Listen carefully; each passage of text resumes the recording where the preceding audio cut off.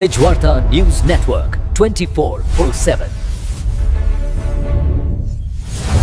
हमेशा सच के साथ। नरेंद्र मोदीचं लॉकडाऊन संदर्भातलं विधान हे धक्कादायक आहे, हादरून टाकणार आहे। मागील लॉकडाऊन मध्ये संपूर्णपणे कामगार, बहुजन, इतरला गोरगरीब नागरिक उद्ध्वस्त झाला। प्रत्येक लॉकडाऊनच्या आधी एका घटकाला संकट येणार आहे हे माहीत आहे, म्हणून तो घटक त्याचं अस्तित्व टिकवतो। या येणाऱ्या लॉकडाऊनच्या आधी सुद्धा एका घटकाला याची भनक लागलेली आहे, म्हणून शेतीमध्ये एकांत ठिकाणी सिस्टम शिवाय जगण्याचं त्यांनी एक आधार निर्माण केला। शेती घ्यायला सुरुवात केली, त्या शेतीमध्ये मातीचे घर बांधायला सुरुवात केली।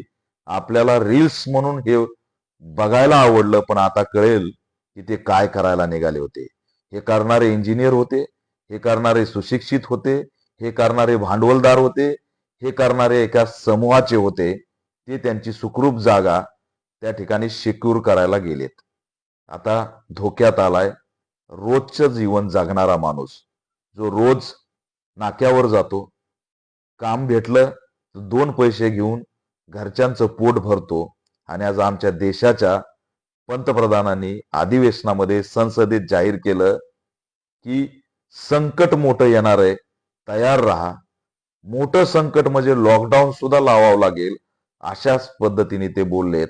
एपिस्टीन फाईल मध्ये नाव आलं, लोक जागे झाले। धर्माधर्मात, जाती जातीत भांडणं लावले, लोक जागे झाले। इस्रायल, इराण, अमेरिका हे युद्ध सुरू झालं, याच्यात संशयास्पद भूमिका समोर आली। लोक चिडले। आम्ही इराणला मदत केली असती तर गॅस मिळाला असता, हा तुटवडा दिसला नसता, तेल मिळालं असतं, पेट्रोल मिळालं असतं। म्हणून लोक प्रश्न विचारायला लागले आणि लोक आता रस्त्यावर उतरणार। एका माणसासाठी पूर्ण देश वेठीस धरला चाललाय आणि लोक रस्त्यावरती उतरू नयेत। बीजेपी, RSS एक्सपोज झालीये, नरेंद्र मोदी एक्सपोज झालेत आणि या सगळ्यांच्या विरोधात जन उठावची स्थिती निर्माण झालीये। हा जन उठाव नाकारण्यासाठी आणि खुर्ची टिकवण्यासाठी लॉकडाऊन लावण्याची तयारी।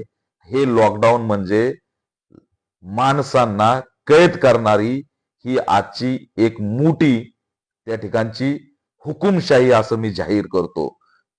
माणसांना कैद करणारी ही हुकुमशाही म्हणजेच लॉकडाऊनचा हा इशारा आहे।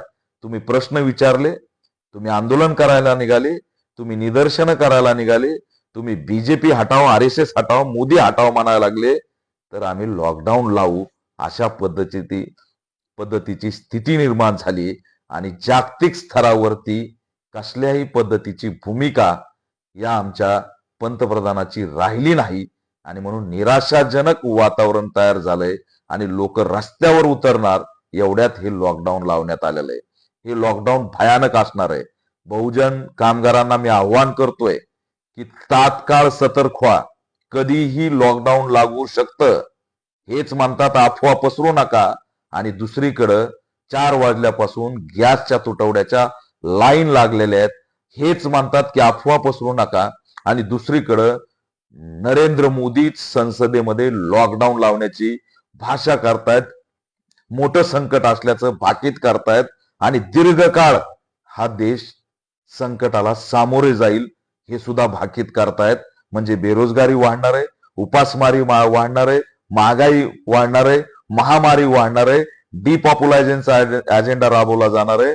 या ठिकाणी तुम्ही ज्याच्यावरती निर्भर आहेत ते सगळं कोलॅप्स होणार आहे क्रायसिसच्या नावाखाली।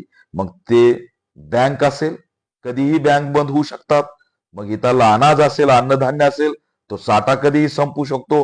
गॅसचं काय सुरू हे सगळा देश बघतोय।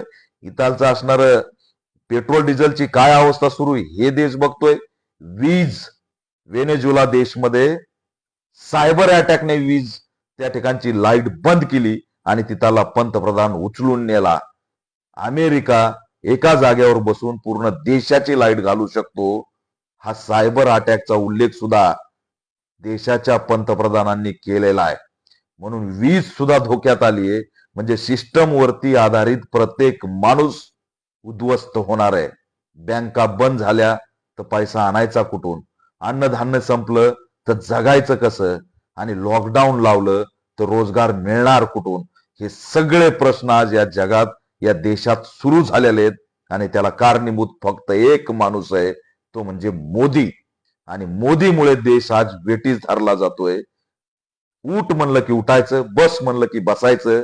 30 दिवसाकून इकडून तेल घे, 30 दिवसाकून तिकडून तेल घे, मला तिकडून एवढं पाठव, तिकडून याला तेवढं पाठव. काय चाललंय? हे लोकांना ज्यावेळेस समजायला लागलं, इपिस्टिन फाईलचं कांड समजायला लागलं, सगळे लोक रस्त्यावर येण्याच्या स्थितीत निर्माण झाले, तेव्हा पुन्हा लॉकडाऊनची भाषा सुरू झाली.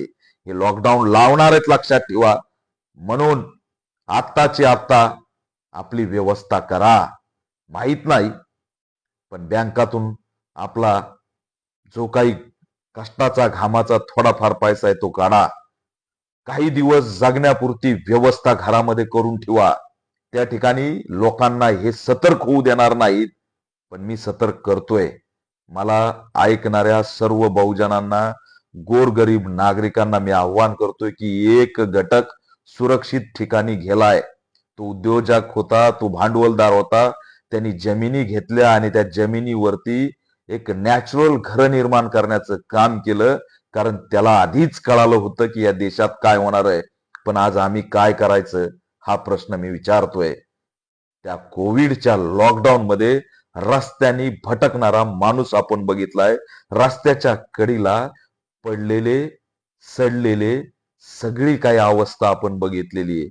त्याच्यामुळे ते दिवस जरी आठवले तर अंगावरती काटा फुटतोय. आता तरी आपण सतर्क होणार आहे की नाही? तो बाबा कधीही येईल, लॉकडाऊन घोषित करील. आमच्या बँकेतल्या पैशाचं काय? आमच्या वीजचं काय? आमच्या गॅसचं काय? आमच्या खायच्या अन्नधान्याचं काय? हा प्रश्न पुन्हा निर्माण जाईल. मला माहित नाही पुन्हा किती एनजीओ पुढे येतील आणि पुन्हा कसा मार्ग निघेल. हे सगळे प्रश्न लक्षात घेऊन आत्ताचे आता तयारीला लागा. आपण आपलं कुटुंब सुरक्षित करायला सुरुवात करा. घरामध्ये काही दिवसाचा किराणा भरा, काही दिवसाचा गॅस आणा, काही दिवसाचा हा जो काय क्रायसिसचा काळ म्हणून सांगितला जातोय तिथपर्यंत तरी आपण सतर्कता बाळगा. क्रॅसेस वगैरे काही नाहीत. इपिस्टिनचं गबाड बाहेर येत होतं म्हणून हे सगळं नाटक सुरू केलं, युद्ध सुरू केलं, युद्धामध्ये चुकीच्या भूमिका सुरू केल्या. तुटावडा व्हावा हाच सुनियोजित कट होता का, असा सुद्धा प्रश्न या ठिकाणी निर्माण होतोय. म्हणून आपण सतर्क झालं पाहिजे आणि आपण आपली व्यवस्था या ठिकाणी तयार केली पाहिजे. कारण आता धर्म, जात धोक्यात नाही, आता माणूस धोक्यात आहे. ही जी लढाई आहे, हा जो संघर्ष आहे, या माणसाच्या अस्तित्वाचा संघर्ष आहे. तुम्ही पेटलात तर टिकणार आहेत. पेटलात म्हणजे काय?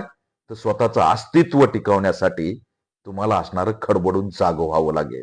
या सगळ्या बारीक गोष्टीकडे बारकाईने बघा आणि मानव, इन्सान याचं अस्तित्व टिकवण्यासाठी सतर्क व्हा. आता कुणी कुणाला वाचवणार नाही. अरे भक्तांनो, तुम्ही लिहित होते, तुम्हाला काही कपाळावर शिक्का मारलेला नाही की याला गॅस द्या म्हणून.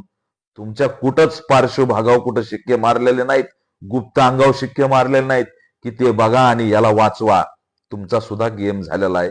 मीडियावाल्यानं एवढ्या दिवस भक्ती केली, तुमचा सुद्धा गेम झालेला आहे. धर्माच्या ठेकेदारांनो, तुमचा सुद्धा गेम झालेला आहे. आणि लॉकडाऊन मध्ये लॉक असलेल्या सगळ्या सिमेंटच्या थडग्यांनो, सगळ्यांचा गेम झालेला आहे.